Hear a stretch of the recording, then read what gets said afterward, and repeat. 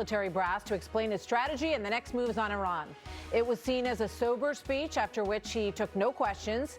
As has been our national experience in the Trump era, the president was strongly criticized by Democrats, by the media, and even by some on his own side. But those who say that the president has no strategy, no doctrine, no MO, that part of it is getting harder to argue. It is clear that the strategy, the doctrine is America first, bolstering U.S. defenses, and a belief that peace, stability can only come through strength and a show of force. Although the two men have vastly different styles, there are some parallels between the Trump approach and the Reagan approach. Here is President Reagan as he was running for office back in 1980. Watch. We've heard the phrase, peace through strength, so often. Its meaning has become blurred through overuse. Peace is made by the fact of strength, economic, military, and strategic. Peace is lost when such strength disappears, or just as bad, is seen by an adversary as disappearing. We must build peace upon strength. There is no other way.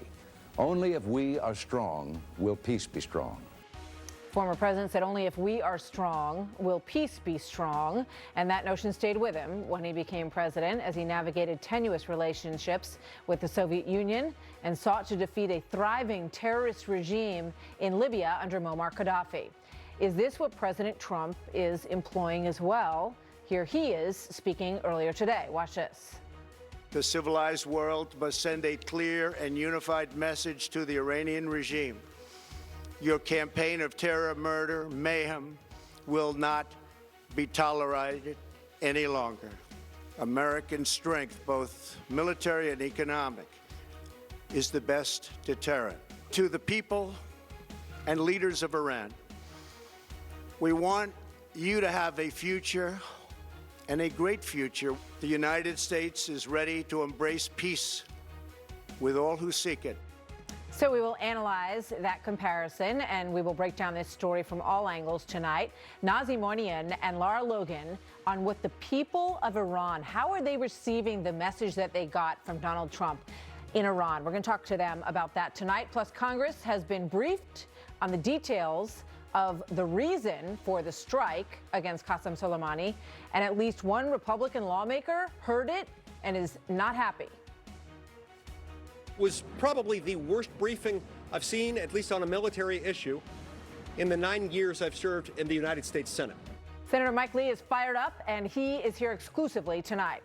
Plus, the president turns up the heat on our NATO allies and wants the remaining allies who are in the Iran deal to drop out of it. So will they? Mercedes Schlapp and David Tafori debate that. But we start tonight with a closer look at the president's address to the nation. Marc Thiessen served as chief speechwriter to President George W. Bush and as a Fox News contributor. Marc, good to see you this evening. Good to be with you, Martha. So it's interesting to look at those comparisons, because what we've heard a lot of in the past 48 hours is that the president is sort of shooting from the hip, that he doesn't know what he's doing. Let's pull this up from Frank Bruni of the New York Times. He said, "Here we are with an inexperienced, impulsive, and perpetually aggrieved commander-in-chief precisely when we can't afford one." What say you? Well, first of all, that's ridiculous. I mean, the idea that Donald Trump is impulsive vis-a-vis Iran is absurd.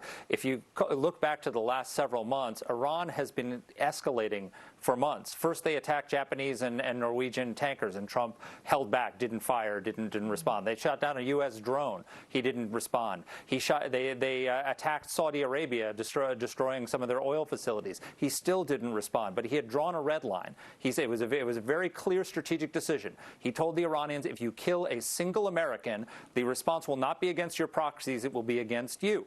They made the mistake of killing an American, crossing his red line, and unlike Barack Obama, he enforced his red line and he took out the terrorist mastermind Soleimani. That's not impulsive. That was very carefully thought out strategy, and now he's restored deterrence with the Iranian regime. He's sending them a message that America will not be pushed around, you will not cross our red lines, and Iran is now staying within those red lines. We just saw their response. They were very careful. They could have. We have 80,000 troops in the Middle East. They could have fired on our bases. We're all within reach in Oman, in Saudi Arabia, in Kuwait. They didn't do that. They fired on a base in Iraq, and they called the Iraqis first to warn them knowing they would warn us so that we could get our troops out of the way. So that was peace through strength works. Well, and there's some new information from the Pentagon about the intentions of that strike. We're going to get into that a little bit later. But I do want to ask you, because of your history as a speechwriter and obviously watching all of this for so many years, about this idea of a Reagan comparison. Here's two sound bites that everybody can watch at home and make up their mind for themselves. Ronald Reagan and Donald Trump. Watch this. We believe that this preemptive action against his terrorist installations will not only diminish Colonel Gaddafi's capacity to export terror, it will provide him with incentives and reasons to alter his criminal behavior. By removing Soleimani, we have sent a powerful message to terrorists. If you value your own life, you will not threaten the lives of our people. And you know what? Let's play the other one as well. After launching a strike to kill Gaddafi. Watch this. It must be the core of Western policy that there be no sanctuary for terror. And to sustain such a policy, free men and free nations must unite and work together. The civilized world must send a clear and unified message to the Iranian regime. Your campaign of terror, murder, mayhem will not be tolerated any longer. So what comparisons, if any, do you see? What do you make of that, Mark? Yeah, Trump gave a Reagan-esque speech today because he took Reagan-esque action. Words without action don't matter. When he took out Soleimani, the first thing I thought about was the fact that in 1986, Ronald Reagan drew a red line with Colonel Gaddafi. He said, if you kill a single American, we're going to come after your regime. And Gaddafi bombed a discotheque in West Berlin, killing an American serviceman. And Ronald Reagan launched a decapitation strike against Gaddafi. Unfortunately, some of our NATO allies warned him in advance, and so he escaped. But he took that shot. It's the exact same thing that Donald Trump just did with Soleimani. And, you know, both Reagan, if you compare those speeches, both Reagan and Trump said, look, America does not seek war. We love peace. We always choose diplomacy first. But if you cross our red line, I'm paraphrasing now, if you kill Americans, it's not going to go without a response. Yeah. So I think this was a Reagan-esque move and a Reagan-esque explanation of it today. Well, you know, it's interesting. There was a feeling today, I think, among some who watched all of this, that today was sort of a win day in terms of where we ended up on this. However, as you pointed out in your piece, there is a cautionary note to all of this when you look back at what happened under Ronald Reagan and what we need to be concerned about now.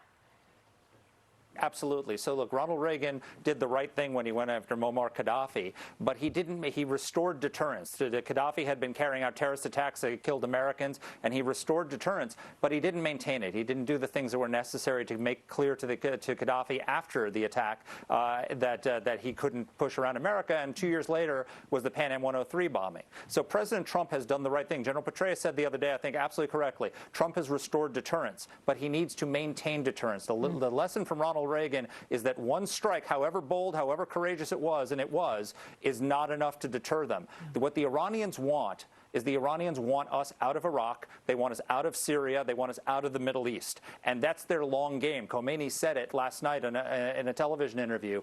And President Trump needs to understand he can't give the Iranians what they want. He needs to maintain deterrence if he's going to have peace through strength. All right. Marc Thiessen, thank you. As always, good to see you tonight. Thank you, Martha. So when we talk, of course, about